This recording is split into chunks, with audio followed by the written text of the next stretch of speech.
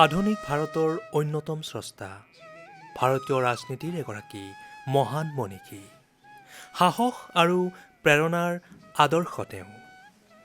বিশ্বৰ বুকুত ভাৰতৰ স্বকীয়তা আৰু গৌৰৱৰ ধ্বজা উৰুৱাই দিছিল তেখেতে।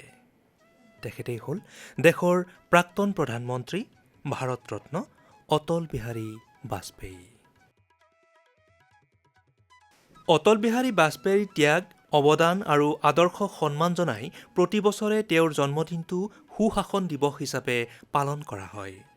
সমগ্ৰ দেশতে যোৱা ২৫ ডিচেম্বৰত তেখেতৰ জন্ম শতবাৰ্ষিকী উদযাপন কৰা হয়। দেশৰ বিভিন্ন প্ৰান্তৰ লগতে অসমতো ভিন ভিন কাৰ্যসূচীৰে বাজপেয়ীৰ জন্মদিৱস পালন কৰা হয়। এই দিৱস উপলক্ষে দিছপুৰস্থিত লোকনিৰ্মাণ বিভাগৰ সভাগৃহত বিভিন্ন কাৰ্যসূচীৰে তুলসী দিৱসৰ আয়োজন কৰা হয়। পথাৰ পাব্লিচাৰ্ছৰ উদ্যোগত আৰু অটল বিহাৰী বাজপেয়ী জন্ম শতবাৰ্ষিকী উদযাপন সমিতিৰ সহযোগত আয়োজিত হয় এই তুলসী দিৱস। অনুষ্ঠানত বাজপেয়ীৰ জীৱন, সামাজিক চেতনাবোধ আৰু দেশপ্ৰেম সন্দৰ্ভত বক্তৃতা প্ৰদান কৰে বিশিষ্ট শিক্ষাবিদ তথা অসম লোকসেৱা আয়োগৰ প্ৰাক্তন সদস্য ডক্টৰ নিৰঞ্জন কলিতাই। এইগৰাকী ব্যক্তিৰ জীৱন, তেখেতৰ শিক্ষা, অনুভৱ, এই সকলোবোৰ কথা আমি জানো। তেখেতে কি ধৰণে অৰিহণা দিলে সেইবোৰ কথাও আমি ভালকৈ জানো আৰু তেখেতৰ যি জীৱনী হওক বা বিভিন্ন উৎসৰ পৰা আমি সেইবোৰ কথা নিশ্চিতভাৱে ইতিমধ্যেই আমি আয়ত্ত কৰিছোঁ, হৃদয়ংগম কৰিছোঁ। আৰু এগৰাকী ২০ শতিকাৰ কেৱল ক্ৰান্তদৰ্শী বা স্বপ্নদ্ৰষ্টা ব্যক্তি হিচাপেই নহয়, তেওঁ যে ভৱিষ্যতৰ ভাৰতবৰ্ষ নিৰ্মাণৰ এগৰাকী অপ্ৰতিদ্বন্দ্বী সাধক, সেই কথাও আমি নিশ্চিতভাৱে তেওঁৰ জীৱনী আৰু কৰ্ম অনুধাৱন কৰিলে আমি তাক অনুভৱ কৰিব পাৰোঁ।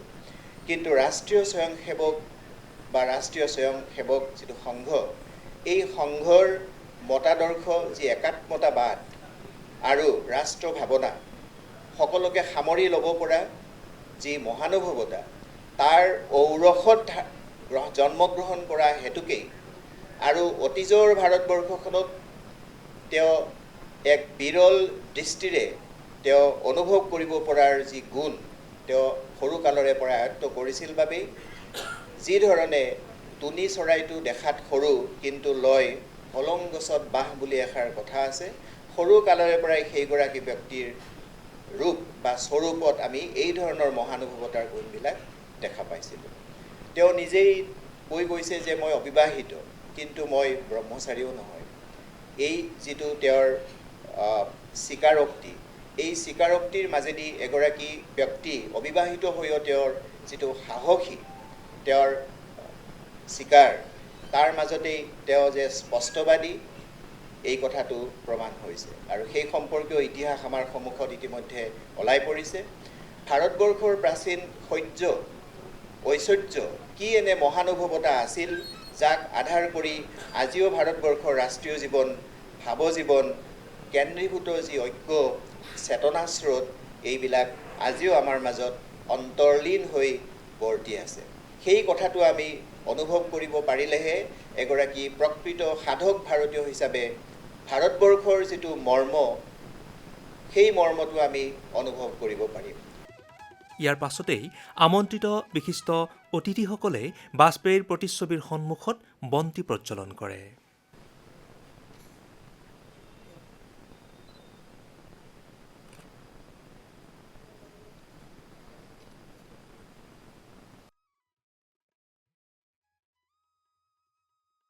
মঞ্চত উপস্থিত থকা বিশিষ্ট ব্যক্তিসকলক সম্বৰ্ধনা জ্ঞাপন কৰা হয়। সম্বৰ্ধনাৰ পিছতেই স্মৃতিগ্ৰন্থ তুলসী উন্মোচিত হয়। স্মৃতিগ্ৰন্থ উন্মোচন কৰে অৱসৰপ্ৰাপ্ত অতিৰিক্ত আৰক্ষী সঞ্চালক প্ৰধান তথা IPS বিষয়া ফটিক দত্ত গোস্বামীয়ে।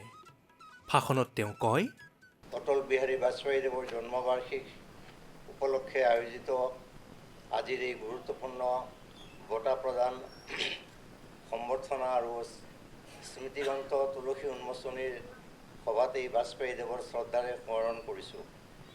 মহানগৰীৰ অন্যতম প্ৰতিষ্ঠান পথাৰ পাব্লিচাৰ্ছৰ উদ্যোগত অটল বিহাৰী বাজপেয়ীৰ জন্ম শতবাৰ্ষিকী উদযাপনৰ সমিতিয়ে আয়োজন কৰা এই তুলসী দিৱসৰ স্মৃতিগ্ৰন্থ তুলসী উন্মোচন কৰিবলৈ মোৰ দৰে এজন সাধাৰণ লোকক দায়িত্ব দিয়াত মই নথৈ সুখী হৈছোঁ আৰু আনন্দ অনুভৱ কৰিছোঁ আৰু আপোনালোকৰ ওচৰত সকলোকে মই ধন্যবাদ আৰু কৃতজ্ঞতা জ্ঞাপন কৰিছোঁ। সনাতন ধৰ্ম আৰু হিন্দু ধৰ্মত আমাৰ তুলসীক অতি সন্মান আৰু মান্যতা প্ৰদান কৰাৰ লগতে ভগৱান শ্ৰীকৃষ্ণৰ অভিন্ন সংগী বুলি জ্ঞান কৰা হয়। এই তুলসী দিৱসত তুলসী স্মৃতি গ্ৰন্থখন উন্মোচিত অংশগ্ৰহণ কৰিবলৈ পাই মই সঁচাকৈয়ে নিজকে ধন্য মানিছোঁ। এইখিনিতে এটি মোৰ ব্যক্তিগত কথা, এই তুলসীৰ বিষয়ে মোৰ সীমিত জ্ঞানেৰে মই কেইটামান লাইন দিয়ে প্ৰবন্ধ এটি এই তুলসীত মোৰ 11 নম্বৰ পেজত খুব সম্ভৱ এটা প্ৰকাশ পাইছে। সেইখিনিতেই মোৰ তুলসীৰ বিষয়ে গোটেইখিনি কথাই মই প্ৰকাশ কৰিছোঁ। এয়া আজিৰ নহয়, এয়া মোৰ কলেজীয়া জীৱনৰ পৰাই তুলসীৰ বিষয়ে যিখিনি জ্ঞান মোৰ সীমিত আছে সেইখিনিকে মই প্ৰকাশ কৰিবলৈ যত্ন কৰিছিলোঁ আৰু সেয়া প্ৰকাশ পাইছে, আন বাতৰি কাকততো প্ৰকাশ পাইছিলে। হিন্দু শাস্ত্ৰ মতে যিয়ে তুলসী মাতাৰ পূজা কৰে তেওঁ ভগৱান কৃষ্ণৰ আশীৰ্বাদ লাভ কৰে আৰু সমৃদ্ধি আৰু সুখৰ বাবে তুলসীৰ পূজা কৰা হয়। আমাৰ এই দেশত, আমাৰ ভাৰতবৰ্ষত তুলসীৰ বিষয়ে নজনা মানুহ নাই বুলিয়ে ক'ব পাৰি। কিন্তু তুলসীৰ বিষয়ে সৰু ল'ৰা ছোৱালীয়ে হয়তো ক্লাছ প্ৰথম নিম্ন বুনিয়াদী প্ৰাইমাৰী স্কুল যিখন আছে সেইখনৰ পৰাই তুলসীৰ বিষয়ে জ্ঞান দিয়া হয় আৰু সকলো গছৰে অলপ অলপকৈ জ্ঞান দিয়াৰ পিছত তুলসীৰ প্ৰাধান্যটো প্ৰথম হয়। হিন্দু ধৰ্মত তুলসীক ঔষধি আৰু আধ্যাত্মিক এই দুটা ধৰণে ব্যৱহাৰ কৰা হয়। হিন্দু কেলেণ্ডাৰ মতে মাঘ শীৰ্ষ মাহৰ শুক্ল পক্ষৰ চতুৰ্দশী তিথিত সৈতে সামঞ্জস্য ৰাখি 25 ডিচেম্বৰটো অতি উত্তম আৰু শুভ দিন। লগতে ভাৰতৰত্ন প্ৰাক্তন প্ৰধানমন্ত্ৰী অটল বিহাৰী বাজপেয়ীৰ জন্মদিন হিচাপে এই দিনটো সুশাসন দিৱস হিচাপে ইতিমধ্যে পালন কৰি অহা হৈছে। পোনপ্ৰথমবাৰৰ বাবে পথাৰ পাব্লিচাৰ্ছৰ উদ্যোগত এই শুভ দিনটোক পবিত্ৰ তুলসী দিৱস হিচাপে সংযোজন কৰি পালন কৰাৰ প্ৰয়াস কৰা হৈছে আৰু ইয়াৰ বাবে আমি অতিকৈ গৌৰৱান্বিত। এই পবিত্ৰ কাৰ্যসূচীতে অসমৰ বিভিন্ন ক্ষেত্ৰত স্বাৱলম্বিতাৰ নিদৰ্শন আগবঢ়াই কাম কৰি যোৱা কেইবাগৰাকীও উদ্যোগীক সম্বৰ্ধনা জনোৱাৰ লগতে অসম বিভূতি সন্মানো আগবঢ়োৱা হয়। পথাৰ পাব্লিচাৰ্ছৰ সম্পাদক মহিধৰ কলিতাই অনুষ্ঠানটোৰ সন্দৰ্ভত আমাক এনেদৰে কয়। প্ৰয়াত প্ৰধানমন্ত্ৰী অটল বিহাৰী বাজপেয়ীৰ আজি জন্ম শতবাৰ্ষিকী আৰু এই জন্ম শতবাৰ্ষিকীৰ যিটো সুশাসন দিৱস বুলি কোৱা হয়, এই সুশাসন দিৱসৰ লগত সংগতি ৰাখি পোনপ্ৰথমবাৰৰ বাবে আমি অসমত তুলসী দিৱস উদযাপন কৰিছোঁ।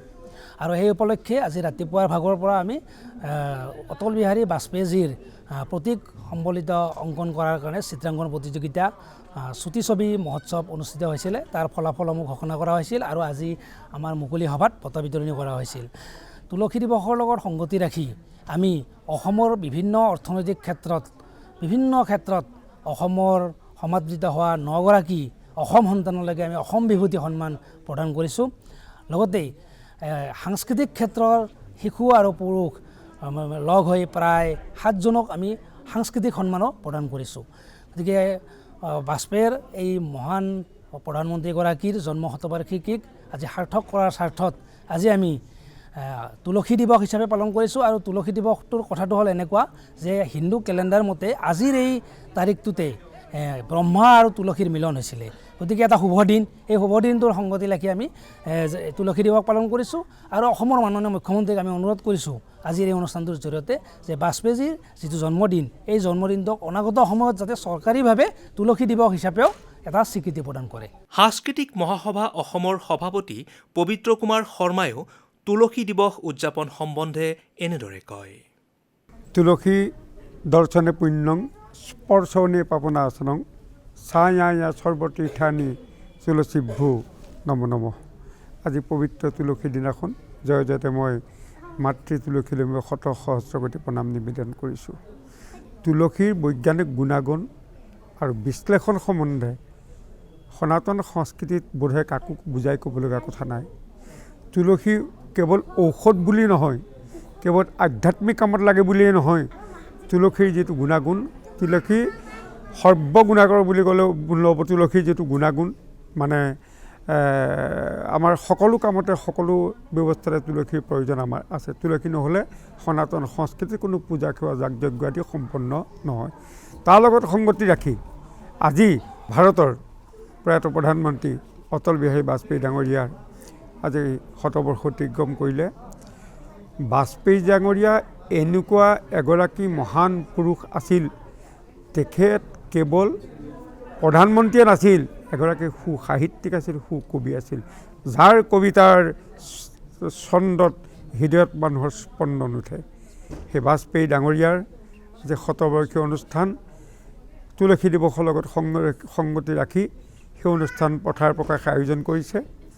পথাৰ প্ৰকাশ এটা অনুষ্ঠান যি নেকি কেৱল গ্ৰন্থ প্ৰকাশতে সীমাবদ্ধ নাথাকি গ্ৰন্থ প্ৰকাশৰ পৰা আৰম্ভ কৰি কবিতা, সাহিত্যৰ আলোচনা চক্ৰ, নাটক, থিয়েটাৰ, ভাওনা, এই আজিৰ নিচিনা অনুষ্ঠান, এনেধৰণে বিভিন্ন অনুষ্ঠান সম্পন্ন কৰি সমাজলৈ সেৱা আগবঢ়াই আছে।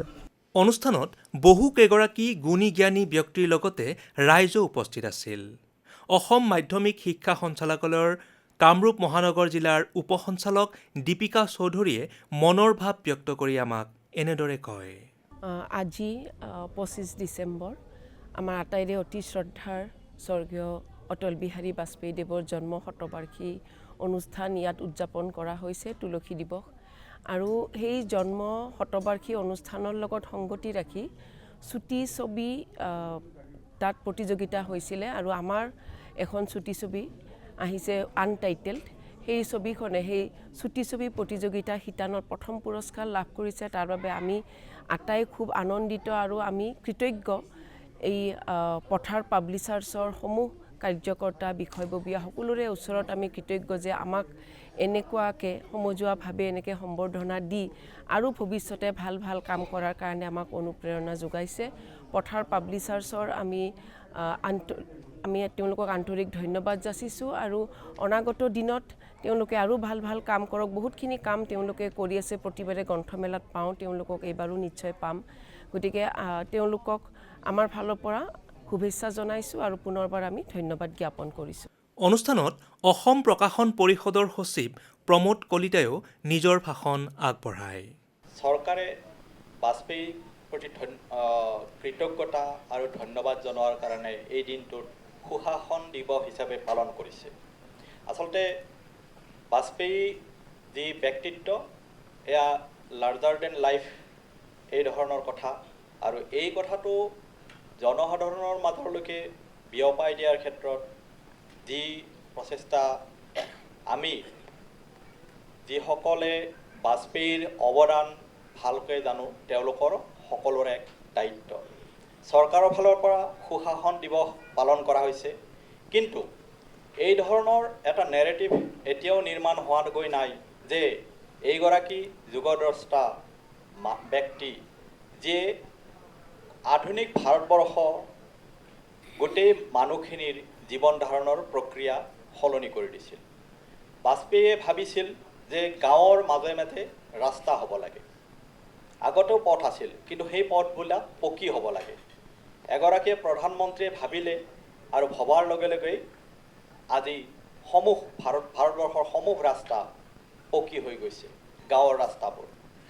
এইগৰাকী যুগদ্ৰষ্টাই আমাৰ উত্তৰ পূৰ্বাঞ্চলৰ প্ৰতি বিশেষ গুৰুত্ব দিছিল। তাৰ কাৰণে ডনাৰ মিনিষ্ট্ৰীৰ পৰা আৰম্ভ কৰি বিভিন্ন উন্নয়নৰ কাম হৈছিল। কিন্তু আমি আৱেগৰ ধামখুমীয়াত যিগৰাকী মানুহক, যিগৰাকী ব্যক্তিক আমি আমাৰ পিছৰ প্ৰজন্মৰ মাজলৈকে লৈ যাব লাগিছিল, সেই ধৰণে জনাবলৈকে সেই ধাৰণাৰে আগবঢ়াই লৈ যাবলৈকে এতিয়াও বাকী এটা নেৰেটিভ নিৰ্মাণ হ'ব লাগিছিল যিয়ে আমাৰ আহি থকা প্ৰজন্মই বাজপেয়ীজীৰ বিষয়ে ভালদৰে জানিব পাৰে কিন্তু আজি এই যি পথাৰ পাব্লিচাৰ্ছে হয়তো মোক এইকাৰণে নিমন্ত্ৰণ কৰিছে তেখেতসকলক ধন্যবাদ জনাইছোঁ এইকাৰণে নিমন্ত্ৰণ জনাইছে হয়তো যে পাব্লিচাৰ্ছ ময়ো পাব্লিকেশ্যনৰ সৈতে জড়িত কিন্তু তেখেতসকলে কৰি অহা বিভিন্ন সজ কামৰ মাজতে আৰু এটা সজ কাম বাছি লৈছে যে এই দিনটোত তুলসী দিৱস হিচাপে পালন কৰিছে মই ভাবোঁ যে সুশাসন দিৱসৰ সৈতে এক অন্য এক নেৰেটিভ আমি আমাৰ সনাতন পৰম্পৰাৰ সৈতে বাজপেয়ীজীক সাঙুৰিছে আৰু এই তুলসী দিৱসৰ মাধ্যমেৰে আমি গোটেই বছৰটো বাজপেয়ীজীৰ জন্ম শতবাৰ্ষিকী পালন কৰিম ৰাষ্ট্ৰীয় স্বয়ংসেৱক সংঘৰ বিষয়ববীয়া তথা অটল বিহাৰী বাজপেয়ী জন্ম শতবাৰ্ষিকী উদযাপন সমিতিৰ মুখ্য উপদেষ্টা শংকৰ দাসেও অনুষ্ঠানত বক্তৃতা প্ৰদান কৰে আজিৰ দিনটোৰ বিশেষ তাৎপৰ্য আছে দুটা কাৰণত এই যে তুলসী দিৱস এইটো আচলতে ভাৰতবৰ্ষত আৰম্ভ হোৱাৰ প্ৰায় 12 বছৰমান হ'ল সম্ভৱ 2012ৰ পৰা আৰম্ভ হৈছে দিৱস হিচাপে পালন কৰিবৰ কাৰণে অসমত সম্ভৱ আলোচনা হোৱা মৰ্মে আজি আমি আবেদন জনাম চৰকাৰক আজিৰ দিনটো তুলসী দিৱস হিচাপে যাতে চৰকাৰে ঘোষণা কৰে তো প্ৰথম হ'ব পথাৰ পাব্লিচাৰ এনেই ব্যতিক্ৰমী অনুষ্ঠান কেৱল পাব্লিচাৰেই নহয় এই যে বিভিন্ন কাৰ্যক্ৰম হৈছে বিভিন্ন ক্ষেত্ৰৰ পৰা লোকক আনি সম্বৰ্ধনা জনোৱা হৈছে বিভিন্নজনক আৰু এনেকুৱা গোটেই বছৰটোত কিবা নহয় কিবা কাৰ্যক্ৰম কৰে গোটেইবিলাক ব্যতিক্ৰমী কাৰ্যক্ৰম আৰু গোটেইবিলাক সমাজ হিতৰ কাৰণে আৰু সেইকাৰণেই তুলসী দিৱসৰ নিচিনা এটা দিন উদযাপন কৰাত তেখেতসকলৰ মনলৈ আহিছে তুলসীৰ গুণাগুণ আমাৰ বৈজ্ঞানিক দৃষ্টিৰে চোৱাৰ দৰকাৰে নাই আগতে যেতিয়া আমাৰ গাঁৱত কয় ফেহেৰা উগাৰ আহা বুলি হজম নহয় ইংৰাজী চাহ নহয় আমাৰ আইতাই কি কৰে তুলসীৰ পাতৰ নিমখ মোহাৰি পেলাই খাই দিয়ে হৈ গ'ল ভাল কাহ হৈছে গতিকে তুলসী অলপ ৰস উলিয়াই দিলে মৌ মিহলাই দিলে হৈ গ'ল ভাল ডায়েবেটিছবিলাকেতো জানে ৰাতিপুৱা 2টা তুলসীৰ পাত খালে ডায়েবেটিছ কণ্ট্ৰল থাকে ৰিচাৰ্চ যিসকলে কৰিছে তেওঁলোকে কৈছে 24 ঘণ্টাৰ 20 ঘণ্টা তুলসী গছে অক্সিজেন দিয়ে 4 ঘণ্টা ওজন দিয়ে ওজন স্তৰ ফুটা হৈছে আজিকালি ফুটা হ'ব বিজ্ঞানীবিলাকে তাক বন্ধ কৰাৰ চেষ্টা কৰিছে কিন্তু পৰা নাই তুলসী গছে সেইটো কাম কৰে অৰ্থাৎ বাস্তৱ জীৱনত তুলসী আমাৰ কাৰণে মাতৃসদৃশ বেমাৰ আজাৰৰ পৰা আৰম্ভ কৰি আমাৰ প্ৰাণবায়ু অক্সিজেন প্ৰদান কৰে এইকাৰণে সম্ভৱ তুলসী মাতা চৰতৰ পাত গাঁত লাগিলে ডাকিলে তুলসীৰ অলপ মোহাৰি পেলাই অলপ ৰস দিলে ডাকাটো কমি গ'ল এনেকুৱা বিভিন্ন আমাৰ পূৰ্বপুৰুষসকলে বিশেষকৈ আয়ুৰ্বেদ শাস্ত্ৰত ইয়াৰ বহুতো বৰ্ণনা আছে পৌৰাণিক দৃষ্টিৰেও পুৰাণৰ কাহিনীও আছে আগৰ বক্তাসকলে কৈছে গতিকে সেই দৃষ্টিৰে যেনেকুৱা আজি পৰ্যাবৰণৰ সমস্যা হৈছে এই দৃষ্টিৰে যদি চাই আৰু এনে যদি ভাৰতবৰ্ষত চাওঁ আমি এক সাংস্কৃতিক জাগৰণ হৈছে ৰাস্তাই ৰাস্তাই হোৰ্ডিং লগাই গছ থাকিলে মানুহ থাকিব আমাক আজি আধুনিক বিশ্বত আধুনিক মানুহক বিজ্ঞান প্ৰযুক্তিবিদ্যাৰ এই যুগত আমাক চৰকাৰে হোৰ্ডিং লগাই ক'বলগীয়া হৈছে গছ থাকিলে মানুহ থাকিব সৰুতে 5তে বিজ্ঞানত পঢ়িছোঁ গছে অক্সিজেন এৰে আৰু কাৰ্বন ডাই অক্সাইড শোষণ কৰে আজি কাৰ্বনে ভৰি পৰিছে গতিকে পৰ্যাবৰণ সংৰক্ষণত বিজ্ঞানো ফেল হৈছে পৰ্যাবৰণ সংৰক্ষণ হ'ব লাগে সেই দৃষ্টিৰে তুলসীৰ মহত্ব তুলসী দিৱসৰ লগত সংগতি ৰাখি অনুষ্ঠিত হোৱা চিত্ৰাংকন আৰু চুটিছবি প্ৰতিযোগিতাৰ পুৰস্কাৰসমূহো অনুষ্ঠানত বিতৰণ কৰা হয় পুৰস্কাৰ বিতৰণৰ পিছতেই ৰাষ্ট্ৰীয় পৰ্যায়ত সুখ্যাতি অৰ্জন কৰি অসমলৈ গৌৰৱ কঢ়িয়াই অনা কণ্ঠশিল্পী হৰ্ষিতা ভট্টাচাৰ্যই এটি গীত পৰিৱেশন কৰে অটল বিহাৰী বাজপেয়ীয়ে সৃষ্টিশীলতাৰ মাজেৰে কৈ গৈছে যেতিয়া প্ৰতিগৰাকী নাগৰিক সবলীকৰণৰ দিশে আগবাঢ়ে তেতিয়াহে এখন দেশ সবল আৰু শক্তিশালী হিচাপে পৰিগণিত হয়। তেখেতৰ বিস্তীৰ্ণ কৰ্মজীৱন আৰু আদৰ্শ যুগে যুগে আমাৰ বাবে হৈ ৰওক প্ৰেৰণা আৰু সাহসৰ প্ৰতীক।